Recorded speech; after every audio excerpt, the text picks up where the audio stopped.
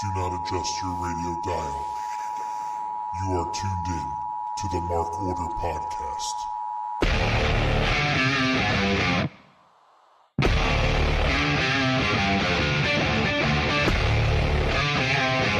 Join the Mark Order.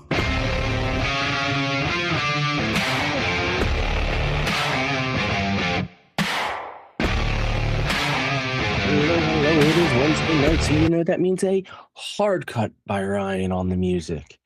It is Ryan of the Mark Order Podcast, joined as always by my co-host Joe. How you doing, Joe?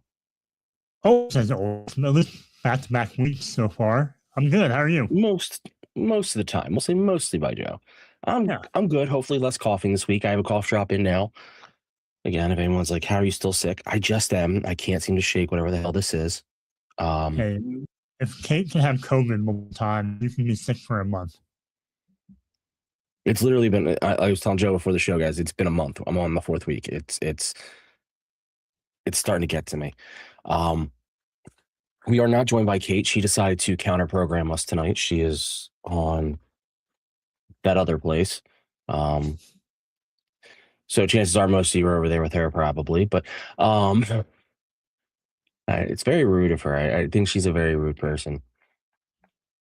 But I'm here. I'm not coughing as much, so I won't be as inclined to rush through as I was last week just because I couldn't talk.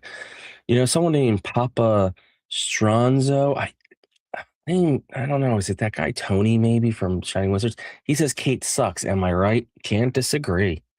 Can't disagree at all. She's the worst. Yeah, not okay. She's just big time in us. Very rude. But we are here. I'm gonna say hi who's in the chat. Big G shouting in as well.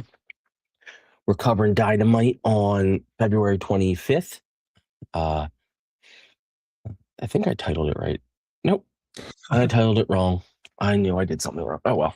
Yeah, I'm gonna deal with it. But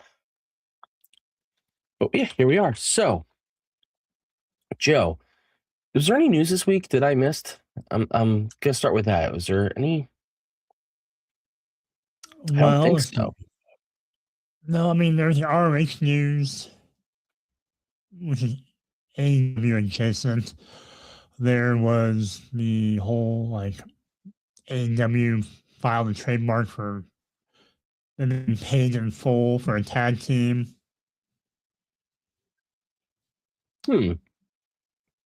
And that's really all I have so far, other than the usual AJ Styles talk that happened going around. Well, we'll start first. I missed the ROH news. What was the ROH news? Oh, about them filming at that studio in downtown Jacksonville. It's always better when they do that. Yeah, kind of almost like a trial run, see if that might be the permanent fixture of where they do ROH instead of having a half hour, 45-minute tapings at Dynamite or Collision. They'd be much better off doing it in a studio and actually dedicating thought behind it. Fernando's in the chat saying Dynamite was fire tonight. I can't disagree with that sentiment. On the AJ Styles front, you know, everyone thinks, oh, he must be coming to AEW. He's going into the WWE Hall of Fame. So he's definitely not going anywhere while we're in Mania season. Now, there's other WWE Hall of Famers who have been in AEW, so that is not I don't want to say, it's not something that's going to dissuade him. Being in a WWE Hall of Famer does not mean you're not disqualify was the word I was looking for. It does not disqualify him. You've been in, but it does delay the process, and it would feel a little odd to be like, hey, I'm accepting my WWE Hall of Fame and then immediately going to AEW. Like Tony saying he's not going to AEW, he thinks he's done, wants to be with his family. I agree more with that, or a TNA run, like a very quick, painless, WWE adjacent TNA run to get his last reps in the company where he truly made his name. But that's the only thing that would make sense to me. Trying to think if I heard any news. I don't think I did. I said I missed the ROH news, and What would you suspect the name that the paid in full name being? It's supposed to be a tag team, apparently. see that's where I saw that they had filed the trademark for paid in full, and I naturally went to pay-per-view. I know they like or a Dynamite or something where they. So now that you're saying tag team, so it's somebody turning heel, and I got to figure out why would you change the name though? Your private party. I don't know. Change direction. I guess you could say like we want to be paid in full now. My other thought would be like if I don't know if Eddie Kingston was having a proper tag team and have a name for it. That's true. I'm gonna say hi to Scott and Pieces in the chat. Well, now you reminded me there was some Eddie Kingston news that came out today. Apparently, he wasn't at Dynamite, and he's canceled his indie bookings because he was suffering from migraines, and he just wanted to. Let me just make sure I didn't get got. That was from PW Insiders reporting, and they're pretty accurate that he's been dealing with severe migraine headaches, and so he's taking time off just to get that straight. I get migraines; they're brutal. So, yeah, you can't wrestle with them. So if he's getting them, he's got to take time off and figure out what the hell's going on. Now, obviously, you hear that from a wrestler, you could think, does it have to do with this wrestling? It could be not related at all. I mean, I don't wrestle. I get them not all the time, but I get them frequently enough, and they just shut you down. I don't know, but so I hope he gets better. But yeah, that would have been a nice tag team for him and Ortiz. Their name. But it does sound like a heel name to me. I don't know why. It sounds like two people turn on someone and they're paid in full. Mm. Which, okay, hear me out. And this, we're going on it. I don't know why I'm going down this road, but I am because you triggered something in my brain. Huh. They made a point tonight that Swerve has lots of money. Mm-hmm. 100,000 is nothing to him. Does he start to form his faction? Because he has been repping the embassy stuff. Does he get a team in there called Paid in Full? Yeah. Maybe it is Private Party. Maybe Private Party comes over and they become Paid in Full. That's how they kind of change who they are a little bit. I thought of it as a reference to the rap album from Eric B. and Rakim, Paid in Full rap album. That's why I thought maybe there had to be some tie to that culture. So yeah, that makes sense too. I can see that. I don't know that album.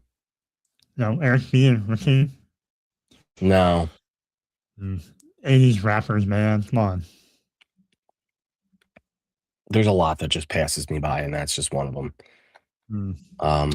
Yeah. I was not a 80s rap fan. I know my 90s and early 2000s because growing up then, that's what you hear. And then I don't know any new music, so if there's anything new, I don't know whether it's rap or not. You're a big Snow fan, right? Big what fan? Snow. Informer? No. Informer. I don't know the words. I had to keep it moving now. That's what I envisioned Teenage Ryan listening to. Teenage Ryan was from like, when did Ryan turn to be a teenager? 2000 through whatever. So he was after Informer. Fine. He was getting hot in here, so take off all your clothes. I am getting so hot.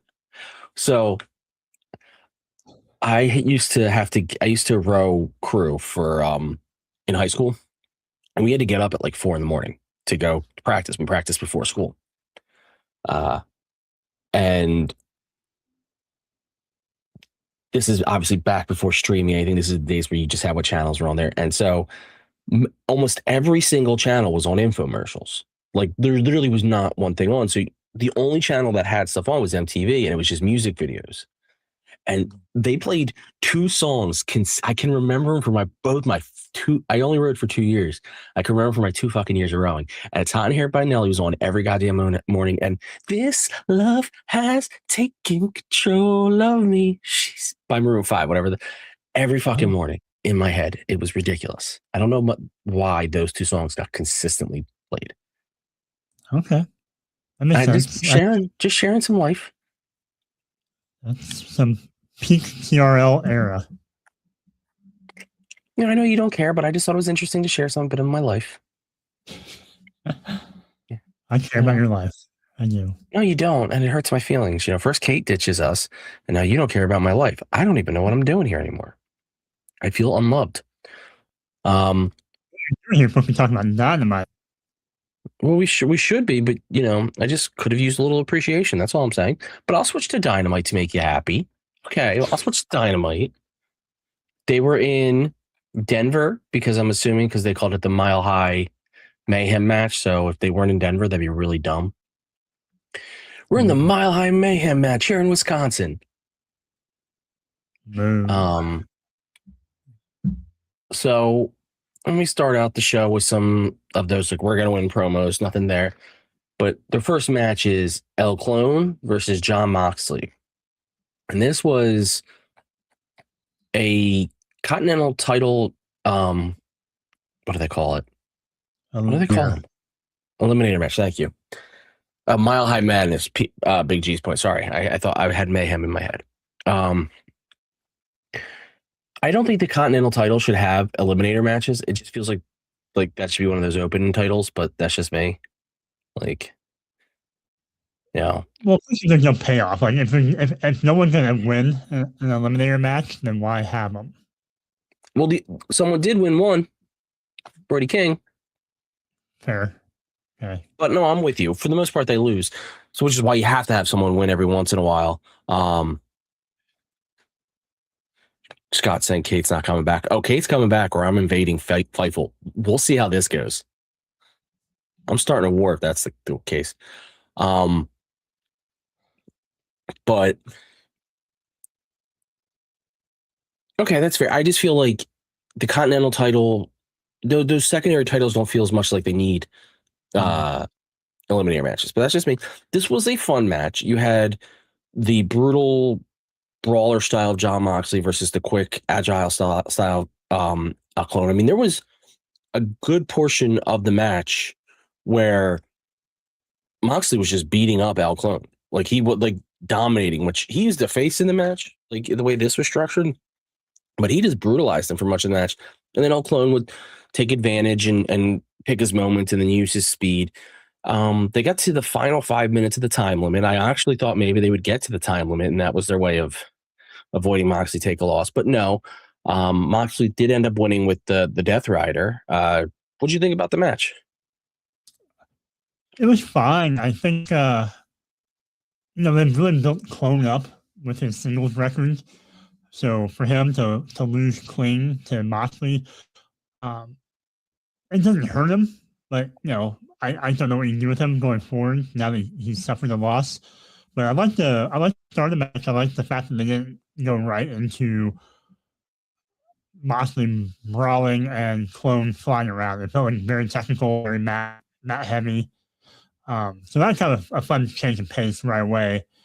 And I think the more I watched the match, the more I appreciated Clone's fluidity of what he does and how some of his stuff is very sneaky, where if you're not watching or if you turn your head for a minute, you might not see little details like a heel kick or him kicking the rope and that choke Moxley.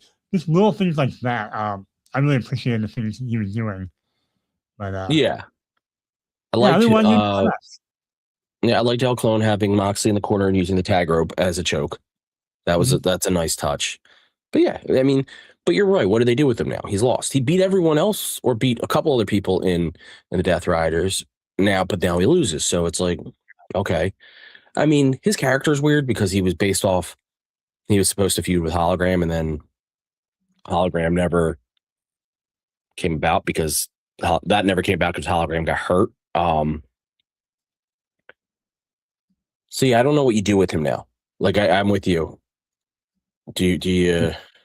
You reprogram him to make him Hologram 2.0 and make him a good guy. Did the Rascals win an eliminator match? Big G's ass saying in chat. They might have. I don't. She was wrong. There was a match and they won. Yeah, okay. Peace saying they beat FTR last week. Because I know they won that match. I forgot whether it was eliminator or not. It's that's the hard part with some of that stuff. Moxley's title. Yeah, I mean, Moxley's title's its own. Like when Moxley ever has a title, it becomes its own. Listen, this is a fun Mox right now, but he has a weird. Feel the same right now. They're all like they're going to almost time limit draws where his opponents are getting a lot of offense in it, and Mox doesn't look dominant as he used to look. It almost looks sometimes Mox almost comes out with almost by desperation or luck with wins. So yeah, it's an interesting development in how they present him now. Agreed. We then move on to they highlighted what Swerve did to Kenny at the end of last week's Dynamite, and that's when Prince Nana comes out in full heel mode. He's like yelling at Shivani and all, and saying, you think $100,000 matters, Swerve it doesn't. Then Swerve walks out, saying, how do you? Like basically saying, how dare you not think I'm the most violent man in AEW? And then he says, I basically walked through the entire elite, and he's back in line for the title. That's essentially what he said. And then he did have an interesting thing where he pointed out like a couple months ago, Hangman Page asked him, do you regret, what you did to be who you are?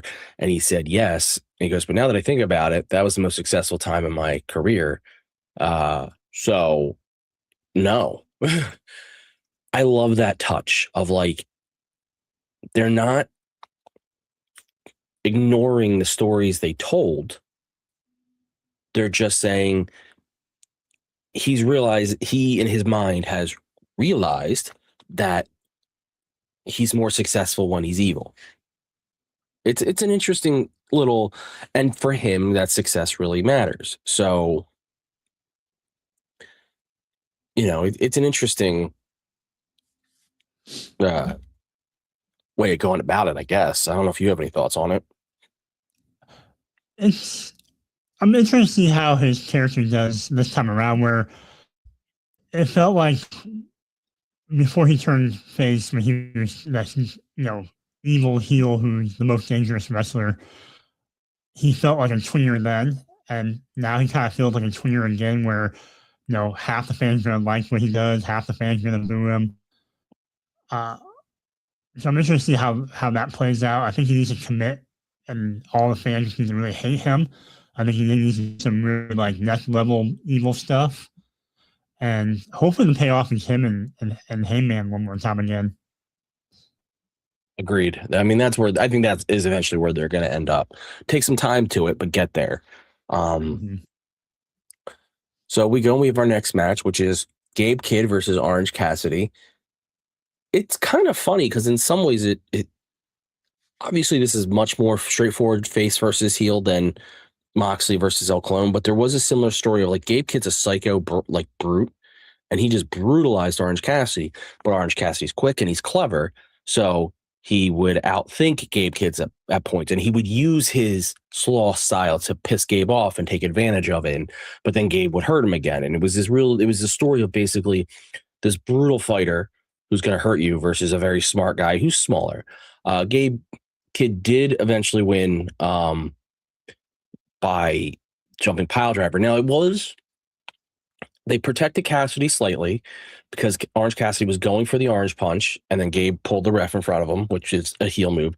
And then Gabe dug his thumb into Cassidy's eye. So there was a bit of like heelishness there, which I appreciate. You're trying to protect your guy. Not too much, not by having an interference or anything. It was all still within the one-on-one. but at least it's not. Your good guy didn't lose straight up. He's just better. After the match, Clark Connors comes to the ring to continue to beat down Orange Cassidy. But then you hear Darby Allin's music. He runs to the ring. He takes out Gabe Kidd with his skateboard. He's then across the ring from Clark Connors. Clark Connors and him are kind of staring off, and he rolls his skateboard over to Connors, but take it. When Connors bends over to pick it up, he hits what is that? The California whatever. What do they call that? I'm so bad at that. Again, Destroyer or Code Red? Canadian Destroyer. Sorry, Canadian Destroyer. You're right. Was it a Code Red? I don't know. I don't know. It was either Canadian Destroyer Code. It was the flipping thing. And so he chased off the two bad guys. I thought the match was a lot of fun. It was a good story to tell. And the post match, it was okay. It was an interesting way. At least they didn't have Darby kidnap someone. I love the kidnapping stuff, but you can't do it every week. Mm-hmm. Do you disagree with my assessment? No, I'm distracted more by the fact that, one, someone needs to find Roddy.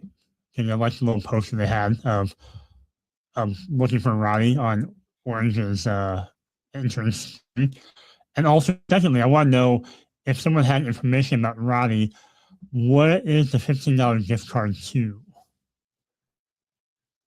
And that's the reward. Blockbuster. Ooh. That's like 3 movies. Yeah, you can rent the original Jumanji.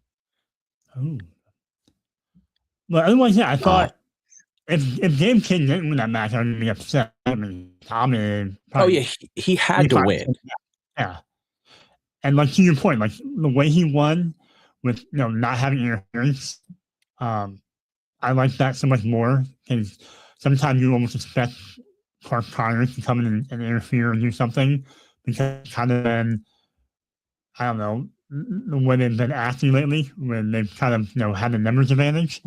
So at that part, I kind of wanted, I was kind of hoping Roddy would come and show up and help decide which direction you're going to be, or make Orange become more like Roddy in order to take down the War Dogs. Yeah. No. Yeah. Yeah. I wonder what I do wonder where they're going to go with that Roddy thing. I watched his little interviews up close with Renee, where they kind of usually a lot of their up close are very, non-kayfabe. It's very like open, honest conversation. But this one was kind of a mixture, which was fun. And he talked about how, maybe looking at finding people who care more about winning and violence and more like him to get the best out of him. That's interesting. You're War Dog, you're talking Death Players. Who are you talking about? So that leads to an interesting. Do the Death Riders kick Moxley out because of the end of his story there, and not Roddy's not leading them, but Roddy kind of like at least replenishing the reserves there. That would be an interesting way of going about it. Roddy's a lot of fun either way, so I hope I'm glad they're doing something with him. We have a backstage interview with Renee Paquette. She's talking to Statlander and Thunder, well, mostly Thunder Rosa. Thunder has a match next week against Tekla for the title. Thunder Rosa says a bunch of stuff I don't understand because unfortunately I do not speak Spanish, but I'm glad that they let her do it because I think it adds to her fire and it's fun. And then Statlander's like, hey, just be careful. Just be careful. And then she said, well, we have a tag match this Saturday against the Sisters of Sin. Stat's like, okay, but be careful. And Thunder Rosa is not taking the advice, and Statlander marches off.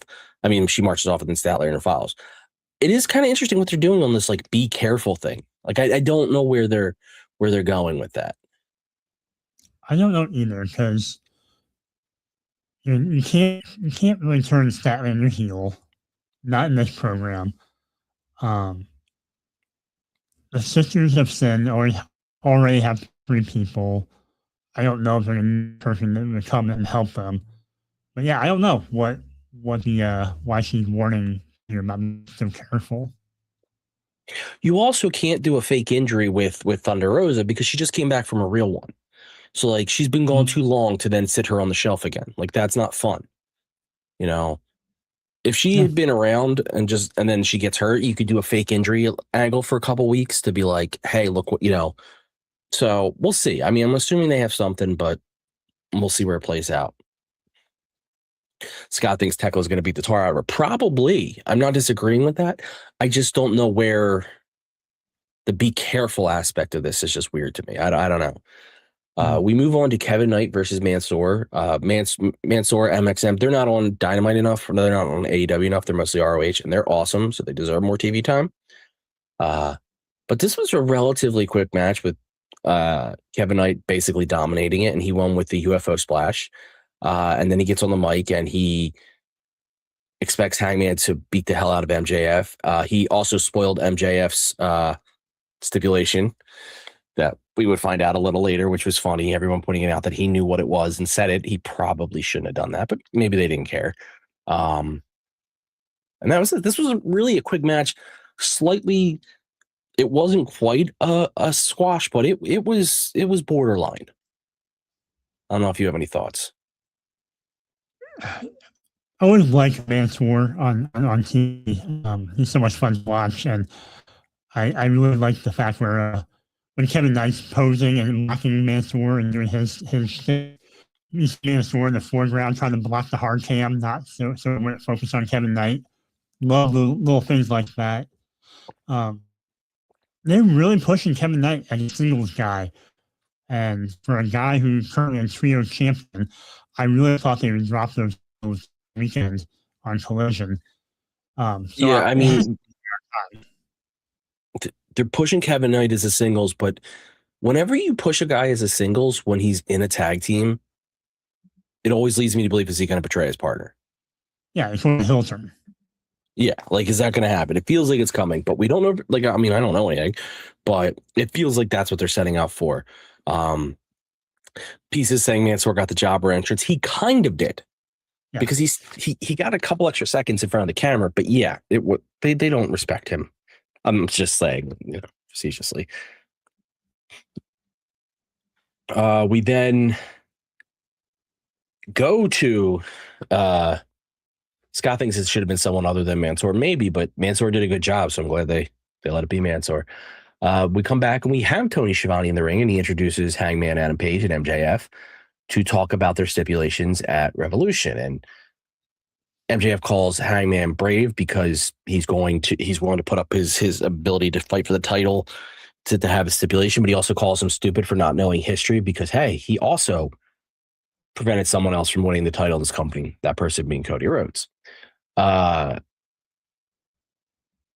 he thinks he has a way to make the stipulation fair. And there's two stipulations up for debate: Texas Death Match and MJF's stipulation of one-way DQ, meaning MJF can't be DQ'd, but Hangman can. So what MJF says is, hey, I'll make this fair. We'll do a coin flip. I got a coin in my pocket. I'll flip it heads. I think he said heads. I think it was double-sided heads. Like heads, it's me. Tails, it's you. Before he has a chance to flip the coin, Hangman does a really good speech in which he says, well, hold on.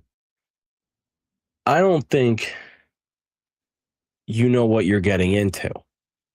And he describes the brutality of a Texas death match. He's like, what happens if I lay glass on the broken glass all over the ground and drag you through it?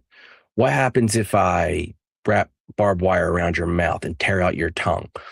He does all this violence. He goes, you call yourself the devil, but this is my hell.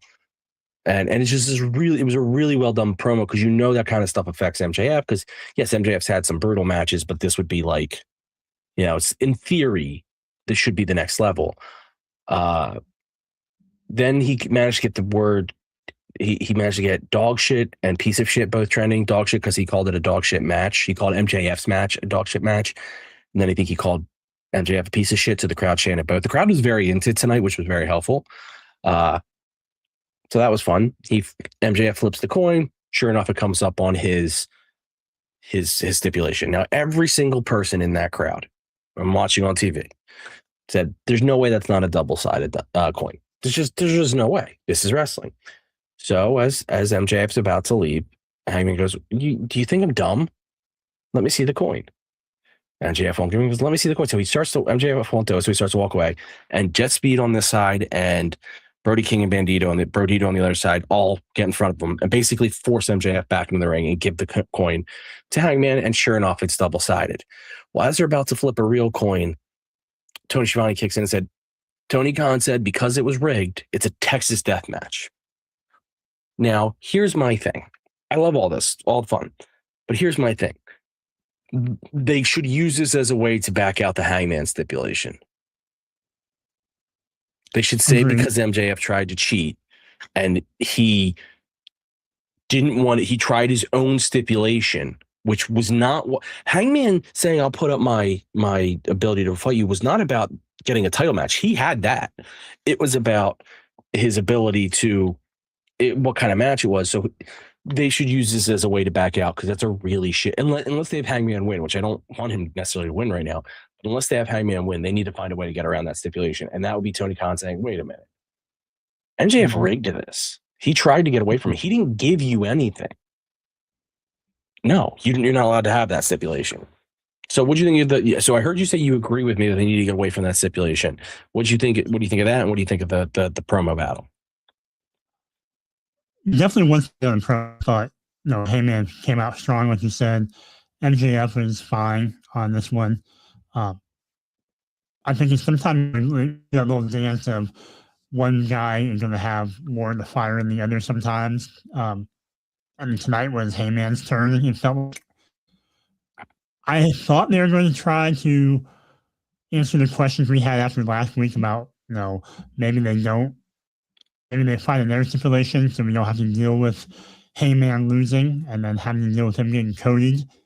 Because I'm agreeing with you that I don't see Heyman winning. After, Max needs to get a win back over Heyman.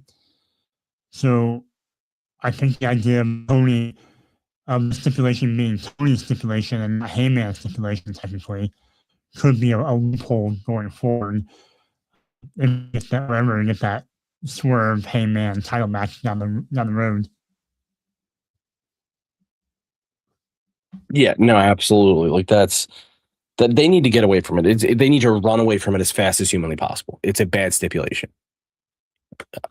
So then we move on to quick promo from the Brawling Birds talking about their match. There's nothing really to cover there because it's cool that they're still trying to highlight them and it's not going to be a one-off thing.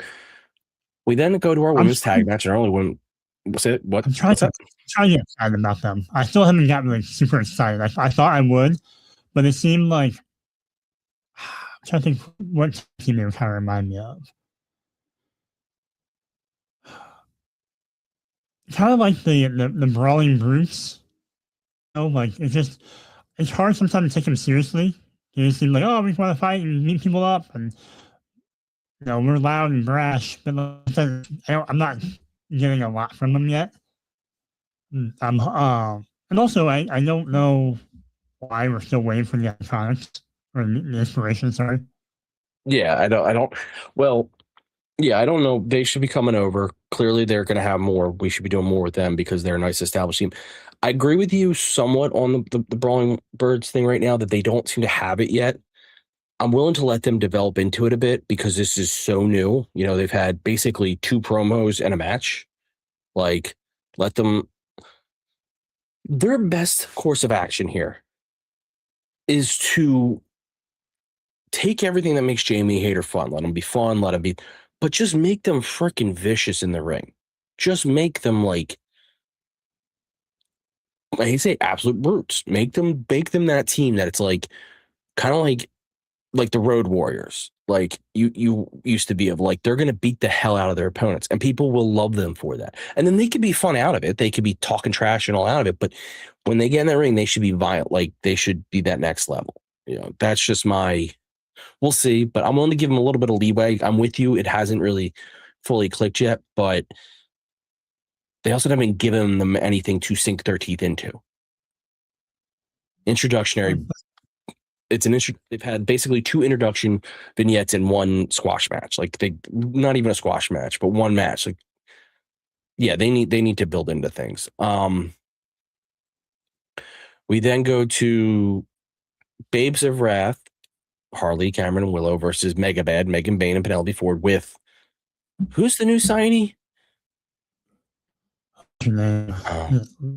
Lena? Or, Yeah, this is my problem. I can't ever remember names. I'm so bad with names. But yeah, Lena. But they're just from Australia. They just signed in. They yeah. Lena Cross. Thank you. I was looking for the last name. So Lena Cross. They walk out with Lena Cross, because she's now with Megabad. There is only one thing that come out of this match, and none of the match matters because from all reports, they cut the match exceptionally early because Penelope Ford legitimately hurt herself. It looks like she hurt, based on what people are saying from the ringside, she hurt her foot, she hurt her ankle, she did something lower body on the moonsault that she landed. So they had Lena Cross interfere and attack Willow in front of Aubrey Edwards basically to end the match. So we can't talk about the story coming out of this because we don't know what the ending was supposed to be. And we can't talk about the match because there was really no match because she got hurt. It sucks. Like this, I feel so bad for Penelope Ford. She cannot catch a break. I was hoping that wasn't legit, but it makes sense of why they did the ending the way they did. I didn't want I thought the DQ was kind of weird otherwise. I guess the fortunate thing is for them that they have Lena Cross in that Mega Bad faction right now, so they can plug her in while Penelope, recovers. And I think having Lena and Megan go after the title against Babes of Wrath and take it off them, I think is probably the right move now. Yeah, it is the right move to take it off. And maybe that was gonna be the call tonight. And if Penelope Ford's really injured, you're not going to make that call because maybe they have a totally different story they want to tell for Lena Cross. So it's like, now maybe they back into it, but I understand that you're not going to make that decision on the fly. That are you going to give Lena Cross and Megan Bayne the title on a 2-second decision? You're going to have to think that through. So we'll see. I mean, listen, if Megan Bayne and Lena Cross fight Babes of Wrath, it's not a rematch just because Megan Bayne's involved. It's a totally new match. I mean, you have a whole new someone else in there, and it's, Scott's calling them the Twin Towers. You have a totally different dynamic. So we'll see.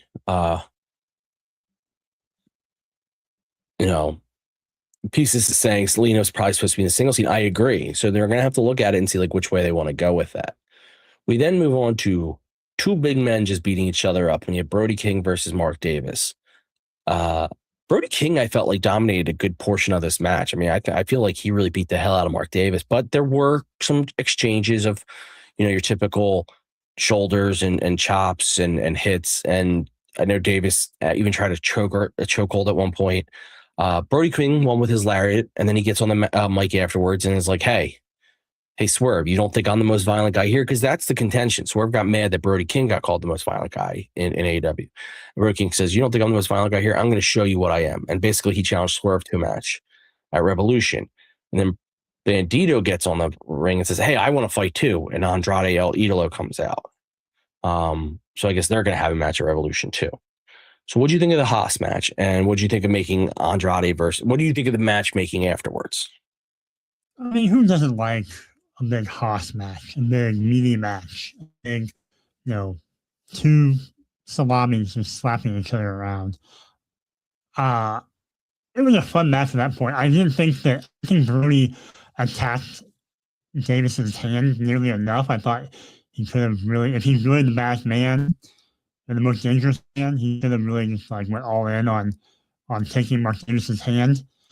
Other than that, it was fun. It was what it was. After the match, I'm looking forward to Swerve and Brody. I think it's going to be a lot of fun. It's going to be pretty violent. I want them to be on a pole, and whoever gets a chance can use it on each other, whether it's checking one another or whatever else. That'll be fun.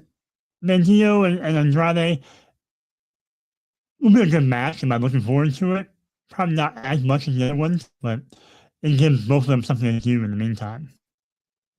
Yeah, that definitely feels like a match they put on there just to have an awesome match on the card. to have a match that could possibly steal the night. It's kind of less of a story, but it just feels like, hey, we want to have Andrade on the card. We want to have Bandito on the card. Let those two just go at it. I'm okay with that. You can have one of those every now and again, something to set the world on fire. We then have Renee Paquette interviewing Kyle Fletcher.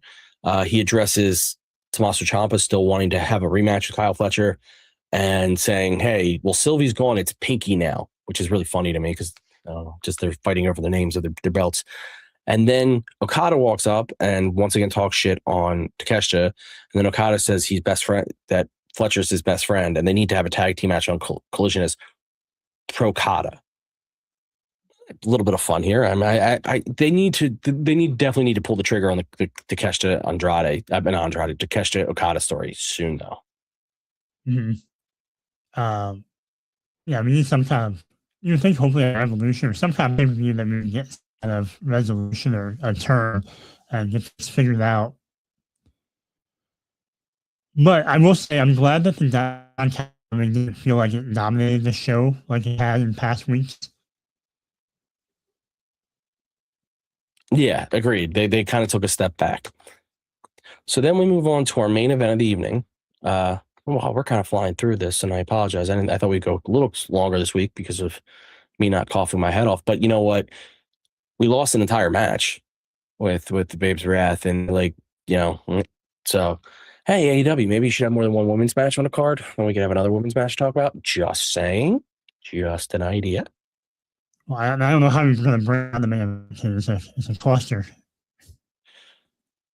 Well, the main event was a Mile High Madness Anything Goes match, and it followed the typical. Actually, I'm going to pause real quick because I like the comment Scott made. Why isn't Okada wrestling? Screw the comedy stuff. I agree with that for the most part. That Okada doesn't wrestle enough. That's where he's the best, is when he's in the ring. His match with Takeshita is gonna be amazing, but there should be more wrestling on the way to get there.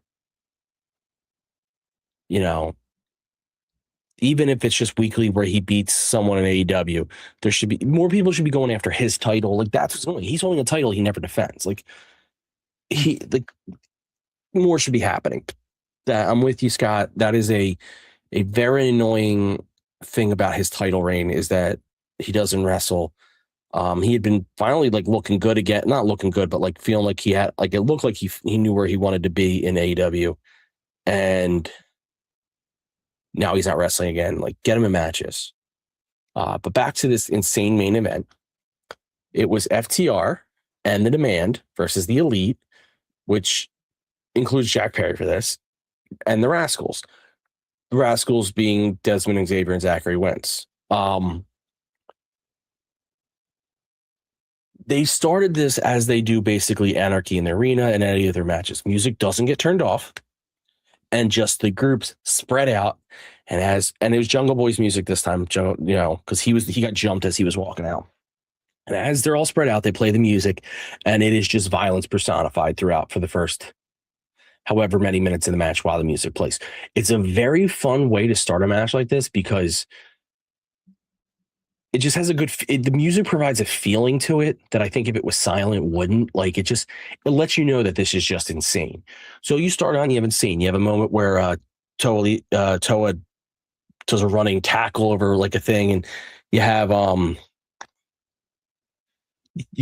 what's his name? Oh, God damn it, how am I blanking on the guy's name?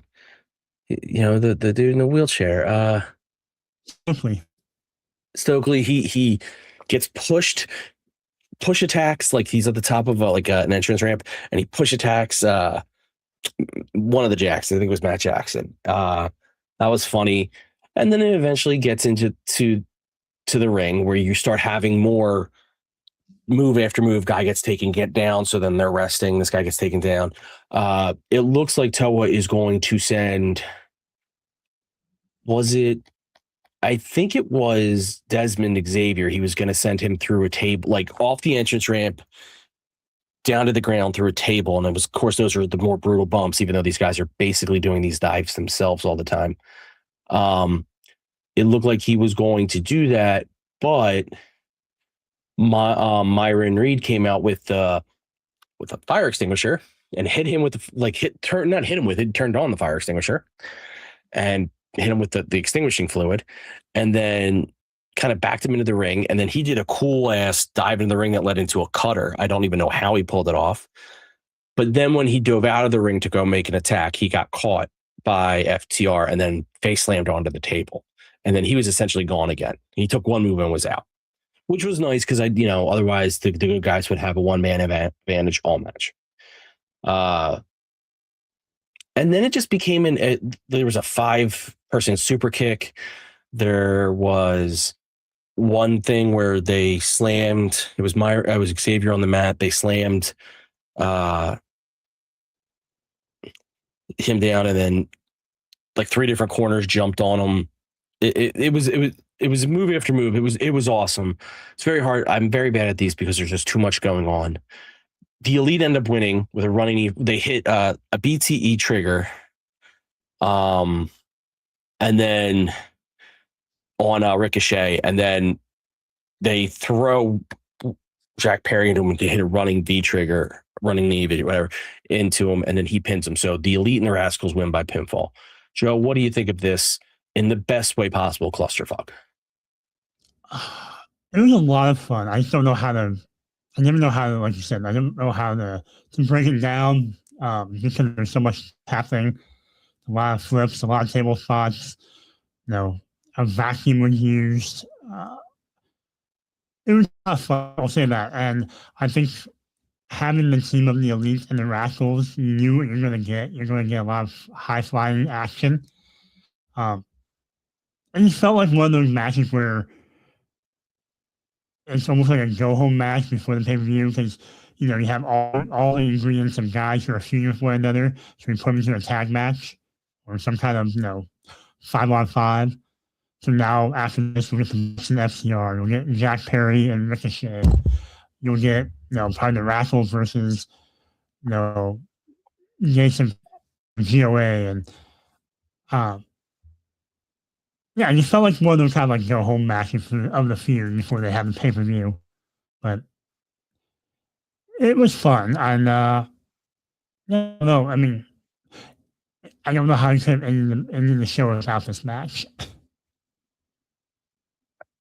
Yeah, I mean, it's there are parts where I'm watching it, and I say this. There are 2 types when I watch wrestling, and I say to myself, "What the hell am I watching?" It's one of 2 ways. It's either because it's complete shit, or it's awesome. This was awesome, but I couldn't figure out what I was watching because it was everywhere. And these matches do have a flow. Again, they start out crazy, music's still playing, and you have every guy spread out. And then they eventually all just start to congeal to the ring, and it becomes one of those series of this. And I'm fine with that. That's what you're getting with these, and that's what they are. It's interesting to see. It will be interesting to see how the split gets up. I like that the Rascals are being given a lot of shine. They're not being just tossed aside. They're a fun group. And they're being given shine. So that's a lot of fun. I don't know where their feud is. Is it the Gates of Agony? That doesn't seem like a great matchup for them, but maybe that makes it fun. They fly around and then they get slammed and then they fly around some more. It's an interesting. They'd be better off feuding with Private Party, and Private Party wanted to be like, hey, the tag team comes in and wants to take our spot. Yeah, I mean, Private Party is going to have to come back again. I mean, it hasn't been that long. I think they're going to have to go heel. I just can't see them being face. There's too many face teams at this point, and I think they would make a fun heel team. Not that there's not a lot of heel teams, but there's no heel team like them. Like, they would have a personality, I think, that works really well right now. Yeah, I mean, like I said, it was a lot of fun. Myron Reed being taken out by one move cracks me up. I mean, these guys are taking bump after bump. He gets one and he's done. And it's not a hit. Like, that is the most wrestling of wrestling tropes where the guy gets, a guy could literally have just fought an entire match, but hit with steel chairs through a table. And then the match is over and he gets hit with one punch and he doesn't get back up. And it's it's one of my favorite wrestling tropes. But so yeah, that was an awesome match. We're setting up for Revolution, but we still have a couple weeks till we get there. Joe, I mean, this was a fun Dynamite. What'd you think of the thing as a whole? I've liked the last couple of Dynamites. I mean, last 3 weeks, month now, I felt like they've been really hitting their stride. In comparison to, I'll watch when I can, and I feel like they're kind of been stale and stagnant. And I feel like it's just the ebbs and flows of professional wrestling where one promotion seems to, be on a hot streak while the other one dips down a little bit. It just feels like it's AEW right now in this, season. While WWE's ramp up to maybe WrestleMania is not as exciting for some people, I feel like AEW's ramp up to the summer is growing. Yeah, I would agree with that. I think WWE's ramp up has been very poorly received. I don't think people enjoy it at all. But that's the beauty of wrestling. When one company's struggling, the other can pick you up. And the only time it's bad is when both are bad. Both can be good, and that's awesome. And then one could be good in that. Like when they're both bad, that's bad because you have no alternative. You have nothing to turn to. But in times like this, listen, when AEW was struggling, it was fun to watch WWE. It made, at least you had some wrestling on there where you're like, all right, I can sit and enjoy this. So right now it's AEW. They seem to have identified. I have to laugh because I think the same problem is kind of haunting WWE. It's like, who are you? Who do you want to be? AEW didn't for a while know who they were, and now they've seemed to have found that again. And WWE has to rediscover that. Like, what are we? What are we as a company? But yeah, I thought it was a fun Dynamite overall. You know what I'm going to say? We usually do the Ryan Fun Scale, but we're not. But I'm going to point it out. There's a reason. This was not a bloody fun time. I don't recall anyone bleeding. No. And I'm okay with that, but that's highly unusual for a match of this type. Yeah, I mean, it was about 3. If I go, I'll say a 3.6 flood for me. Okay, I mean so that would be a this to this, this to this. Yeah, I'm going to stick with the 4. I had a lot of fun.